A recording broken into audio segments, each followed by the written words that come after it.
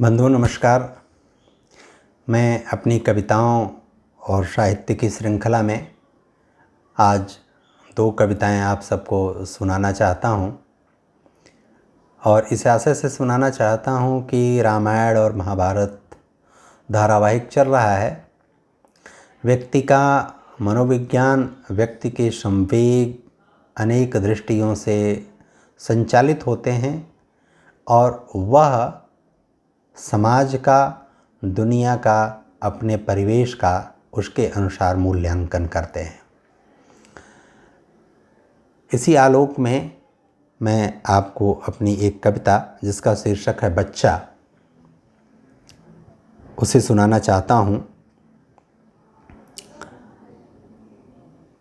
बच्चा बड़ा हो गया पर मैं समझा नहीं, क्योंकि सब कुछ आज भी वैसा ही था उसमें जैसा पहले था। एक दिन माँ बैठी, बच्चा गोदी में था, सहसा गोदी में सीना तान खड़ा हुआ, पैरों और भुजाओं से अकड़ा हुआ, बोला माँ अब मैं तुमसे बड़ा हुआ। माँ खुश हुई, दौड़ी, बच्चे के बाप के पास आई, बच्चे के बड़े होने की बात बताई। वहाँ भी अचानक बच्चा पास पड़े मेज पर खड़ा हुआ, बाप के सर पर हाथ रखा, देख पापा मैं तुमसे भी बड़ा हुआ। माँ और बाप दोनों बहुत खुश हुए। बाप बच्चे को कंधों पे उठाया, बस अब तू सबसे बड़ा हुआ। कंधे पर बिठाया, उसे बड़ा बनाया, सर पर भी बिठाया। अब बच्चे को एहसास हुआ अब मैं सबसे बड़ा हुआ। फिर दूसरे, तीसरे, 5वें दिन कूद कूद, उछल उछल बच्चा सीधे सीने, कंधे और सर पर चढ़ने लगा। एक दिन पिता बेलौस थके खड़े पहले पंजे के बल खड़ा हुआ, तब भी बच्चा तात से बड़ा नहीं हुआ। ईंट लगाया और चढ़ा, फिर भी बड़ा नहीं हुआ। चारपाई पर चढ़ा, बड़ा नहीं हुआ। तख्त लगाया, ऊपर ईंट लगाया, फिर भी बड़ा नहीं हुआ। पुनः तख्त लगाया, ईंट लगाया, ऊपर पंजे के बल खड़ा हुआ, फिर भी बालक बड़ा नहीं हुआ। बड़ा नहीं हुआ, उछला और मचला बाप के सर पर चढ़ने को, बाप का ध्यान भटका, फिसला और गिर पड़ा। रो पड़ा, बाप से बोल पड़ा, पापा मैं बड़ा नहीं हुआ। हाँ वत्स तू बड़ा नहीं हुआ। धृतराष्ट्र चाहते थे कृष्ण के प्रस्ताव पर पांडव को 5 गांव देना, पर दुर्योधन से लाचार थे। दुर्योधन के सामने सब कुछ चुपचाप, कुछ बोलना सूझ नहीं रहा था। सब अबूझ, अव्यक्त, अनिश्चय। पिता धृतराष्ट्र को लक्ष्य कर, तात आप कुछ बोलिए। धृतराष्ट्र न चाहकर भी बच्चे के साथ थे और चुप। परेशान हो दुर्योधन पितामह को लक्ष्य कर बोला, तात आप तो कुछ बोलिए, सभी मौन क्यों हैं। कृष्ण प्रस्ताव रखकर खड़े मुस्करा रहे थे। पितामह भीष्म बोले, युधिष्ठिर तुमसे बड़ा है, तुम उनके लिए लाक्षागृह और वह केवल 5 गांव मांगता है, फिर पूरा हस्तिनापुर तुम्हारा है।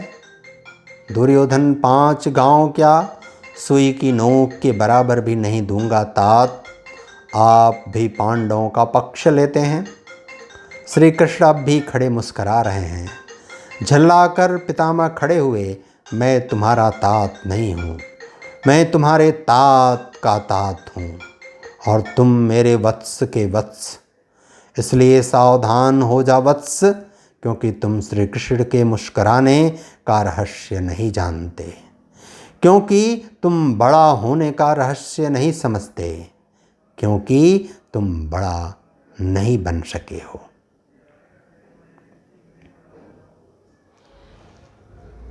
एक दूसरी कविता है बीजांकुर। ये दो भाग में है यह भी कविता। किसी बीज से वृक्ष के लिए अंकुरण ताप और नमी के युग्म का प्रतिफलन लगता है। ताप जो झुलसाने या जलाने का प्रतिफल नहीं है, नमी जो कंपाने या गलाने की कोशिश नहीं है। बीजांकुरण वृक्ष के लिए हो या पौध के लिए या दोनों के लिए समझना जरूरी नहीं है, और हमें बीज से इसका वचन भी लेना ठीक नहीं। अंकुरण पर्याप्त है सिद्ध करने के लिए कि बीज में सत्व है और है सृजन करने की शक्ति। जरूरी यह है देखना कि हमने उसे वृक्ष बनने और फल देने लायक बनने में मानवता का कौन कौन उद्यापन किया है। ताप सहना या ताप देना, संताप सहना या संताप देना केवल मानवीय जीवन के ही आयाम हैं। ऐसा नहीं है। भीगना और नम होना ही केवल नमी पाने का प्रमाण नहीं है। नमी का ताप या संताप से युग्मता का या सामंजस्य मानव और प्रकृति के भेद को समझने और स्व को प्रमाणित करने की अद्भुत यौगिक क्रिया है। यह मात्र वैज्ञानिक नहीं, सांस्कृतिक और मानवीय अधिक है, क्योंकि जीवन के चक्र में अंकुर से पौध, वृक्ष और पुनः बीज बनने का चक्रव्यूह ही बहुत मायावी है, लेकिन उतना ही निष्कलुष भी, निष्कपट और निष्कलंक भी। लेकिन हम इसे या उसे ऐसा रहने दें तब तो, क्योंकि कोई बीज या बीजांकुर निष्कलुष, निष्कलंक और निष्कपट रहकर पुष्प, लता, कोपल, पौध, वृक्ष या फल देने लायक इस या उस सदी में कहाँ रह पाया है भला। बहुत बहुत धन्यवाद। नमस्कार।